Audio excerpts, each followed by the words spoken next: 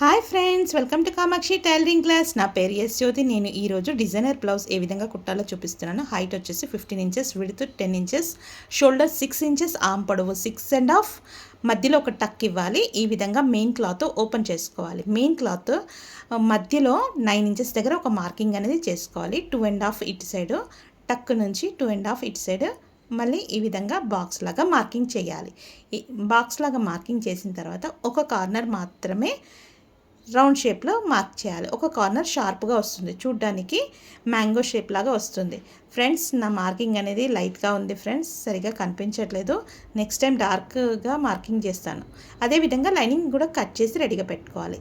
Main cloth పైన lining క్లాత్ని set చేసి కదలకుండా ఆల్ పెన్స్ పెట్టుకొని ఒక కార్నర్ రౌండ్ షేప్లో వస్తుంది, ఒక కార్నర్ షార్ప్గా వస్తుంది.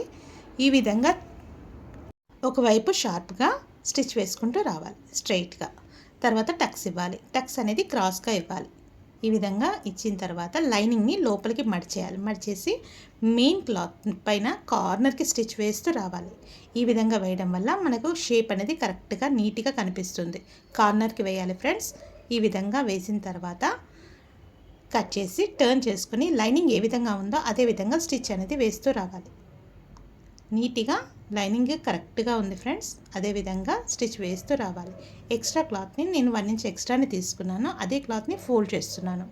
ఈ విధంగా ఫోల్డ్ చేసేయాలి నడుం పట్టి. తర్వాత ఆర్మ్ కూడా నీట్గా స్టిచ్ వేసిన తర్వాత ఎక్స్ట్రా క్లాత్ని దగ్గరికి కట్ చేసుకోవాలి.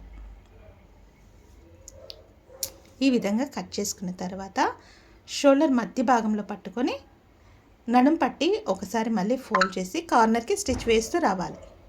వేసిన తర్వాత షోల్డర్ మధ్య భాగంలో పట్టుకొని ఈ విధంగా 3.5 ఇంచెస్ ఒక ఫ్లీట్ అనేది పెట్టుకోవాలి. మరో ప్రక్కన కూడా అదే విధంగా పెట్టుకోవాలి. నేను డిజైన్కి 2 ఇంచెస్ పొడవు, 2 ఇంచెస్ వెడల్పు క్లాత్ తీసుకున్నాను.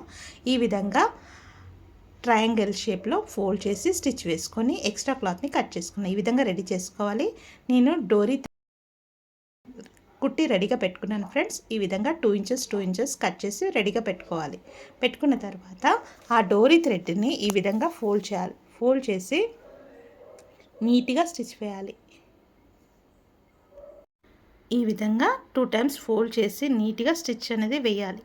వేసిన తర్వాత ఒకదాని తర్వాత ఒకటి 1/2 ఇంచ్ విడ్త్తో రౌండ్ షేప్లో ఈ విధంగా స్టిచ్ అనేది వేయాలి. వేసిన తర్వాత మధ్యలో పూసలు అనేది కుట్టుకోవాలి. నేను మధ్యలో పూసలు పెడుతున్నాను ఫ్రెండ్స్. ఈ బీడ్స్ ఈ విధంగా పెట్టుకొని కట్ చేయాలి.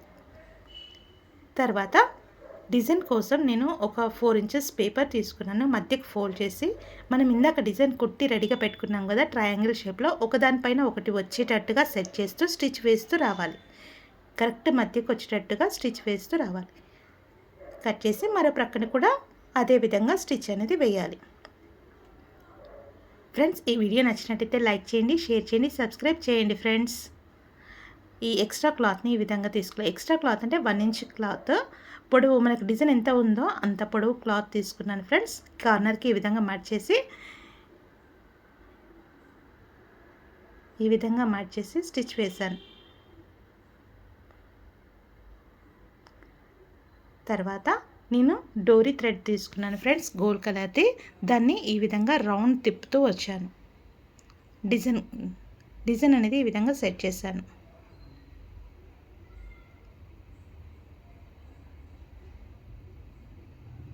ఈ విధంగా ఒకదాని తర్వాత ఒకటి సెట్ చేసి ఈ విధంగా హ్యాంగింగ్స్ అనేది కొద్దిగా వదిలేశాను. దానికి కింద క్లాత్ 3 ఇంచెస్ తీసుకున్నాను. ఈ విధంగా ట్రయాంగిల్ షేప్లో ఫోల్డ్ చేసి స్టిచ్ వేశాను. వేసిన తర్వాత కట్ చేసి ఈ విధంగా రౌండ్గా లేస్ అనేది వేశాను. లేస్ వేసిన తర్వాత కట్ చేసి మధ్యలో ఇలా డోరీ పెట్టేసి ఈ విధంగా స్టిచ్ అనేది వేస్తూ వచ్చాను. తర్వాత దాన్ని రివర్స్ చేయాలి. రివర్స్ చేస్తే మనకు హ్యాంగింగ్స్ అనేది ఈ విధంగా వస్తుంది. అదేవిధంగా మరో ప్రక్కన కూడా చేయాలి. ఈ విధంగా వేసిన తర్వాత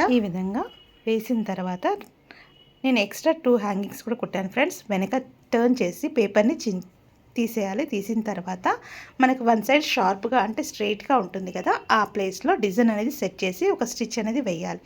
2 హ్యాంగింగ్స్ ఎక్స్ట్రా చేశాను ఫ్రెండ్స్, అవి స్టిచ్ చేశాను. Bye friends.